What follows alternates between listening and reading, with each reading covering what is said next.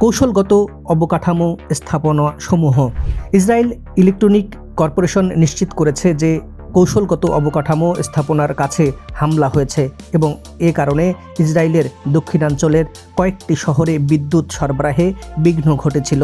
Ben Gurion বিমানবন্দর। কিছু খবরে বলা হয়েছে যে এই বিমানবন্দরটি আংশিকভাবে ক্ষতিগ্রস্ত হয়েছে, যদিও ইসরায়েলি সামরিক বাহিনী প্রাথমিকভাবে জানিয়েছিল যে তাদের আকাশ প্রতিরক্ষা ব্যবস্থা ক্ষেপণাস্ত্র ও ড্রোন ভূপাতিত করেছে। নেভাটিম বিমান ঘাঁটির কার্যক্রমে তেমন কোনো প্রভাব পড়েনি। তবে হামলার পরপরই বেন গুরিয়ন বিমানবন্দরে ফ্লাইট বিলম্ব ও বাতিল হওয়ার খবরও এসেছিল। তবে এই বিমানবন্দর এখনও সচল করতে পারেনি তারা। অন্যান্য ক্ষতিগ্রস্ত স্থাপনা নেভাটিম বিমান ঘাঁটি।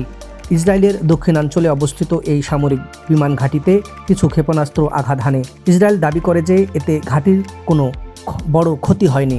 আবাসিক ভবন। তেল আবিবেও কিছু আবাসিক ভবন ক্ষতিগ্রস্ত হয়েছে যা রিপোর্ট করা হয়েছে। সামরিক স্থাপনা, সামরিক ঘাঁটি, কমান্ড অ্যান্ড কন্ট্রোল সেন্টার এবং অন্যান্য সামরিক অবকাঠামো লক্ষ্যবস্তু ছিল বলে জানা গেছে। ইসরায়েল অবশ্য তাদের সামরিক ক্ষয়ক্ষতির বিস্তারিত তথ্য প্রকাশ করেনি।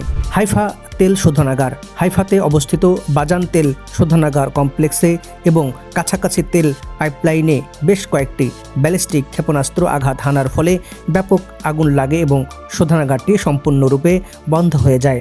ইসরায়েলের তেল আবিবে অবস্থিত সামরিক সদর দপ্তর কিরিয়া ক্ষতিগ্রস্ত হয়েছে। জল বর্জ্য শোধন কেন্দ্র। হারজেলিয়ায় একটি জল বর্জ্য শোধন কেন্দ্রে ইরানি ক্ষেপণাস্ত্র আঘাত হানে।